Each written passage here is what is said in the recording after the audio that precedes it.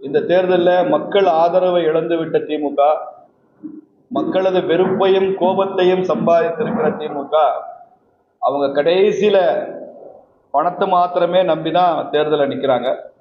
5 வருஷமா அவங்ககிட்ட கொள்ளையடிச்ச பணம் ஆயிரம் கோடிகள் இருக்கு, லட்சம் கோடிகள் இருக்கு.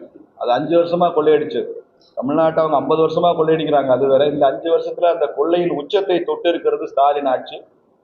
அதனால கடைசியில போய் வாக்காளருக்கு ஏதோ 500 கொடுப்போம், 1000 கொடுப்போம், 2000 கொடுப்போம்ன்றதை நம்பித்தான் அவங்க தேர்தல் நிற்கிறாங்க. ஆனால் அதே சமயத்துல மக்கள் அவங்க மேல பெரும் அதிருப்தியிலையும் கோபத்திலையும் ஆத்திரத்திலையும் இருக்கிறாங்க.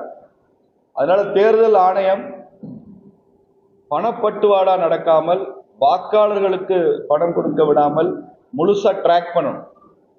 அவங்களுடைய எலெக்ஷன் கமிஷன்ல பணியாற்றுகிற காவல்துறை அதிகாரிகள், ரெவென்யூ அதிகாரிகள், இவங்களை எண்ணிக்கையெல்லாம் கூட்டணும்.